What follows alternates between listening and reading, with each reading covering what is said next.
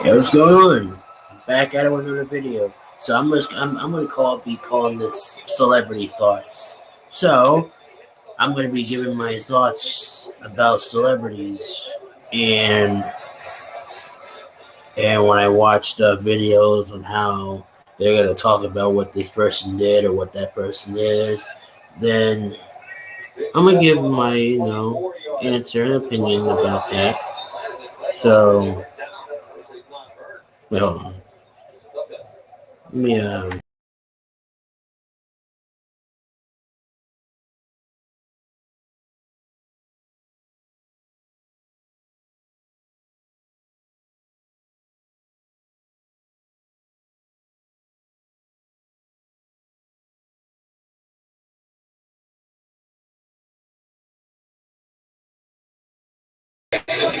All right, go good, good. All right.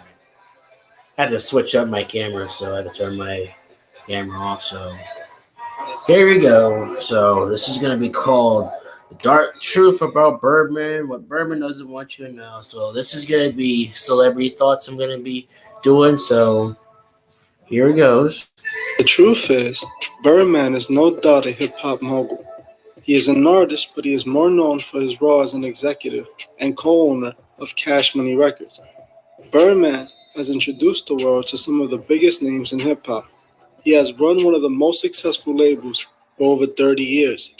But with all the success that Birdman has received, he hasn't been able to quiet the rumors of all the shady things Birdman has done to keep himself at the top. Birdman was willing to do everything and anything to make it to the top of the industry, no matter who he had to screw over and take advantage of. Join me in this episode as we uncover the dark truth about Birdman. Birdman was born February 15th, 1969 in New Orleans, Louisiana, and for the first month of his life, he was nameless and was simply referred to as Baby by his mother until she named him Brian. As a child, Yeah, Brian Williams is his real name. Yeah, Brian Williams is Birdman's real name. So yeah, but yeah, he's a Aquarius.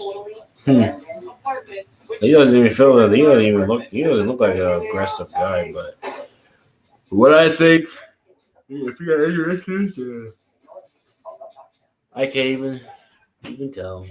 But yeah, so you stop. lived on a house on the top of his father's bar. When he turned 5, his mother would become severely ill and would succumb to her illness. This would force Birdman to move in with his uncle for 2 years in Canada. Dang. He would then end up in the hands of foster care back in New Orleans mom until his passed away father would from, begin a custody battle leukemia? to retrieve his children. Birdman would then move into Magnolia Projects in Central City, New Orleans, with his father. This is where he would meet up with his half-brother Eldrick, which would quickly become his partner in crime. Birdman began his involvement in the streets alongside of his brother, committing robberies all over the city and selling drugs in his neighborhood. When he turned 16, he ended up getting arrested alongside of his brother. He was released just to be rearrested when he was 18 for drug possession and served 18 months before being acquitted of all charges. When he was finally released, him and his older brother Slim would start to become interested in a music career. They noticed a new sound in hip hop that was emerging in New Orleans' nightclub scene called bounce music. Birdman decided that he wanted to start a record label, so he would start traveling around different nightclubs, searching for upcoming artists he could recruit for his label. The first artist Birdman signed was Kilo G, officially releasing the first project under Cash Money Records in 1992. Birdman will continue his search for new artists, signing more and more acts to the label. He would eventually convince a local DJ, who had an underground buzz at the time, DJ Manny Fresh, to become the record label's in-house producer. He's a legend. By the mid-19... Yeah, Manny Fresh is a legend. But hey, I mean, the way I see it, I haven't seen Manny Fresh do any songs in almost years now. For what I call, he's doing business. But yeah, Manny Fresh is a legend, So, yeah. Cash Money Records would start to become a popular label in the New Orleans area. Birdman had met Lil Wayne in 1991 when Wayne was 8 years old. Wayne would start to hang around Birdman's crew whenever he had a chance. By the time Wayne was 11 or 12, he would be brought to Birdman's attention by an artist on the label, Little Slim. Wayne would start to rap. That's crazy because Lil Wayne, when I saw Lil Wayne in his young days, he looked so young. No wonder he grew up to be like this because Birdman was his influencer, and Birdman brought him to the label. So that explains the evolution of Lil Wayne in his early childhood days. But continue on. Birdman, which impressed him so much, he would quickly sign Wayne to the label and put him in a rap group. This is around the same time Birdman would start to rap himself. Towards the end of 1995, many of the first generation of Cash Money artists would start to leave the label. Getting money issues drove them away from Cash Money. Art? Yeah, probably. Because if you ain't paying your DJ, he ain't gonna stay around. So, if he ain't getting his money, he ain't gonna be signing or be touching them anymore. So what happens, man? You sign to a label, man. You better get your money. They better pay you. If not, leave that label. Leave willingly, left unwillingly, with the label tragically losing one of the first artists they signed, Kilo G, and two other artists around the same time. This left Baby with only two artists left on the label, Lil Wayne and BG. But by 1997, Birdman had found himself two new artists, Turk and Juvenile. He would put all his... I know Juvenile. Yeah, I know Juvenile really well. Yeah. If you listen to his song, you definitely know what I mean. Artists in a group and called them the Hot Boys. This was the best thing he could have ever done. I remember that rap group, Hot Boys. Yeah. Louisiana? Yeah. His label. As success quickly followed after. Off the success of the Hot Boys, Birdman managed to acquire a major deal with Universal Records for $30 million in 1998. Birdman, realizing the opportunity, rebranded himself alongside of Manny Fresh and calling themselves the Big Timers. Yeah, I remember that. Big Timers. Yeah, I remember that group, Big Timers. They released their own albums. One of the albums even went platinum. Birdman continued his career in hip-hop, signing artists and releasing music, and continuing his career that we know him for now, introducing us to some of the biggest names in hip-hop. This is what you may already know about Birdman. The truth is much more sinister than this. See, most people know that Birdman took advantage financially of his artists. But according to Trick Daddy, who eventually joined the label and left soon afterwards, Birdman also took advantage in other much more sinister ways. Business with Birdman. Some are good and some is bad. I just think when you try to be a CEO and you try to be a rapper and you try to be a ladies' man and you try to be a girlfriend. The long-standing rumors that Birdman tends to sleep with. And Trick Daddy, he is, a legend, but the way I see it, man, all the drug addiction, the way he took all of them, it's the way he looks now. All those drugs, man.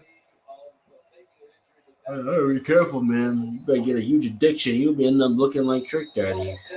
But yeah, man. Artist that he signs. As I covered in my last video on Lil Wayne and Birdman's relationship seemed odd and inappropriate to me. Here's the girl, right? Hey, I'm the only person he kissed. Before I get into that, yeah, for what he's about to say, it is gonna be quite disturbing, and it is gonna be like promoting a lot. Because of what I recall, Lil Wayne and Birdman have done some really, really, really, odd things, man. And the way their relationship was, and they would say, "Look, hey, look here, man. It's father like son. You dig what I'm saying?" He said, "I always kiss my daddy.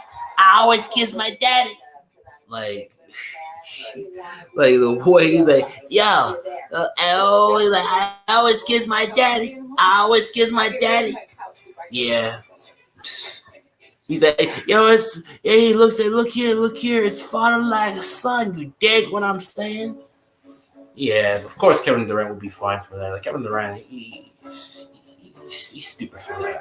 Like it was stupid for him to throw a freaking ball in the stands. Like really, that was stupid of Kevin Durant. But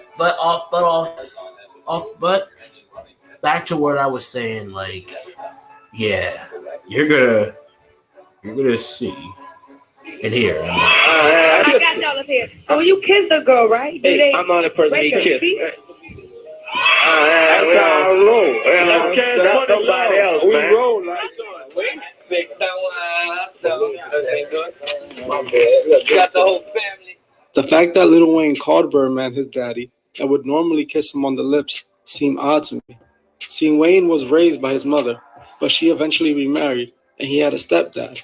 Wayne has even said that his stepdad was his real dad. He even tattooed his name on his body after his stepdad would pass away. Oh, wow. So his stepdad is his real dad? Wow. Why was Wayne calling Birdman his daddy? And why was Birdman kissing his artist on the mouth? I believe Birdman might have had a thing for underage boys. Most of his artists that he would sign were in the... Because Lil Wayne looked like pretty young, if I recall. Birdman looked older.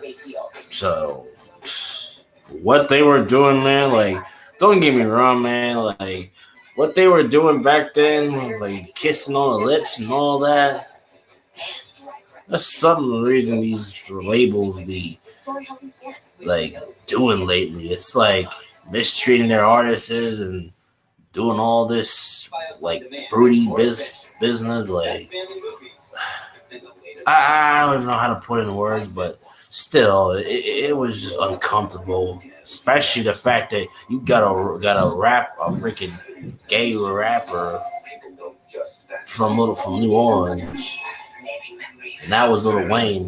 What he did back then, and he was young. But let me just play the video more because there's more to this. The reason for this, in my opinion, is Birdman's membership to the Freemasons. See, Birdman is an occultist who has used satanic rituals to achieve success and longevity in the music industry, using his fame to spread a satanic agenda so that Lucifer may continue to bless him. Birdman, like many occultists, worshipped Aleister Crowley for his contribution to Satanism. Crowley wrote about doing things to children that should never have been done to any child. Oh man, Aleister Crowley? Well, let me look him up. I'm gonna look him up. Because that right there is a sick man. A sick man. Let me look it up. I'm gonna try to find it. Aleister Crowley.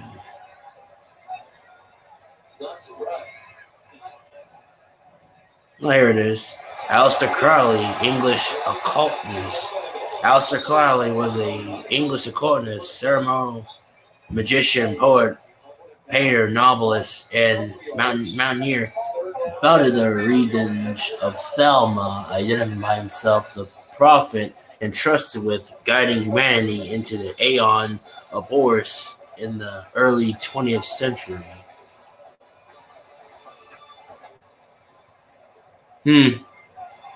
That's what Birdman was worshiping.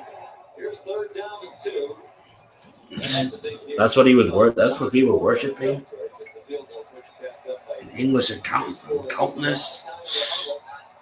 Well, for what that dude said, if this man had a thing for younger kids and all that, man, this man probably was sick in the head.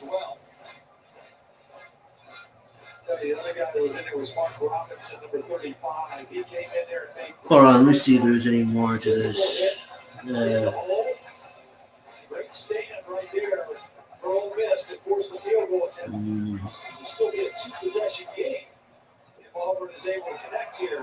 It's so long, but I ain't gonna get into all that. I just want to know. Look him up. So yeah, Aleister Crowley. He looked like a freaking sick man. But he explained how he used them in rituals. This is what may have been going on with Birdman. You can easily tell that Birdman is a Freemason with the symbolism scattered all over his music and videos. He also has a pentagram tattooed on the top of his head. That explains his tattoos, because if that's who he got that from, or he was influenced by it, then, oh man, I would not want to have a tattoo on my dome like that. Hell no. This led me to wonder, was Lil Wayne being abused by Birdman? Did Birdman abuse more artists than just Lil Wayne? Is that why his artists would leave his record label or get murdered? If that's true, then man, they did the right thing because I heard Birdman don't pay his artists. And for what if that was the case of who he's influenced by, Aleister Crowley and the rituals and all that, and that's what he was influeed by, then it must have been messed in the head. I explain why he has those tattoos on his head, and that's why he pretty much. No wonder artist has left his damn label. So let me continue. Man seems to do is use his artists on his roster as much as he can to milk them for their money until they're no longer relevant. Then he seems to sacrifice whoever he is done with. Likely what he tried to do with Lil Wayne when he allegedly hired Young Thug's tour manager to shoot up Lil Wayne's tour bus, which he actually did and is still serving prison time for. Really? They order a hit on Lil Wayne? Wow. That is wicked, man. That is so wicked. Posted a threat, allegedly, this is according to the new indictment, posted a threat to Lil Wayne on his Instagram account. 5 days after that threat was posted, Jimmy Winfrey, this alleged shooter, allegedly shot at Lil Wayne's tour buses. Are saying that Winfrey carried out the threat that Young Thug had issued. Seemed like Birdman was trying to sacrifice Lil Wayne for multiple reasons. Like, for one, he owed Lil Wayne millions because he allegedly loves to steal his artists' money. That's actually true right there, because I heard that he didn't pay Lil Wayne, but when the Carter 5 came out, he finally paid them. But yeah, man, that right there is a true fact. I heard that Birdman was misusing his artists and stealing their money. Yeah. But I mean, for what I know, I bet he didn't pay Drake. Yeah. Signing to a label, man. These labels screw you over. He also wanted to let Young Thug steal Wayne's album's name. Young Thug wanted to call his album The Carter 6, and Lil Wayne refused and denounced Thug. This sparked a mostly one-sided beef, with Young Thug sending multiple disses and coded threats to Lil Wayne. Around this time, you could see Wayne openly talking down on Birdman. The man that Wayne once called his daddy, he was now speaking down on. Free Weezy album coming soon. Carter 5 coming soon. Fuck Cash Money. It wouldn't surprise me at all if the other artists that died on his roster were also sacrificed by Birdman. See, back in 2017, accusations again arose regarding Birdman as BTY Youngin, an upcoming rap star who was growing. You know, it's so crazy. Like, no wonder Rick Ross made a disc called Idols Will Be Rivals. It's pretty much saying, oh, your idol that you once knew is now your rival. And you found out he was doing some shady, dirty stuff. And yeah, you're my enemy, and you're my rival. Viral buzz out in New Orleans. It's clear what Birdman does to his artists in order to continue to grow his wealth and success, like what he did to Lil Wayne. See, Wayne was only 11 years old when he started to officially rap for Birdman. And Lil Wayne said himself on his song with Birdman, Like Father Like Son, that his mother thought Birdman was the devil. Lil Wayne eventually tried to kill himself when his mother told him no more music with Birdman. We had always heard about a gun incident when you were a child, you had shot yourself. And it seemed like with this song, there was a lot of speculation. It seemed like you brought real clarity to the situation. You was upset because she didn't want you to rap, man. I love rap, man. I died for it, bro. Birdman is not the devil. He just serves him. Lil Wayne also said that he was abused as a child by a woman Birdman paid to perform some inappropriate acts that shouldn't have been done on an 11-year-old child. Lil Wayne claims that Birdman... Oh, man. How sick is that, man? That's sick, man. Sat there and watched the entire time. This is very similar to what Aleister Crowley was teaching with his children rituals. It's clear what agenda Birdman was promoting through his music. Birdman signed artists he thought were going to help spread that satanic agenda. All his artists were rapping about murder, selling drugs, and money. He used them to make himself a millionaire and didn't even pay his own artists. Birdman clearly sold his soul to the devil to achieve his dreams, taking notes from Aleister Crowley, who used Lucifer to get everything he desired. He was willing to get rid of the artists he no longer needed and felt were acting up because he didn't feel like paying them. We must remember what agenda these artists push. We must not allow them to manipulate us into following a satanic lifestyle. They choose to sell their souls in order to have heaven on earth. It's not eternal. We must not allow them. Yup, that's true. You sell your soul to the devil, yup, your time is ticking. Trick into following them into our own damnation. Thank you for watching this episode of The Truth Is. I would like everybody to know that I'm hosting a giveaway and I'm picking a winner on the 20th. Alright, that will be enough. But yeah, man, that right there was crazy. No wonder Birdman's been all messed up, man. You know what's so crazy? He fell out. I heard that he went broke. He fell out so bad. But that's what happens, man. When you sign to a label, they end up doing you dirty. They ain't paying your money. What would you do? Tell them better give my money. Or just pay him no money and let him be, miserable. But still, that right there is crazy, man. Birdman did things like that. I already know him about Lil Wayne. Yeah, really. So, yeah. So, yeah, that was that for this video. So, know the drill. Peace out.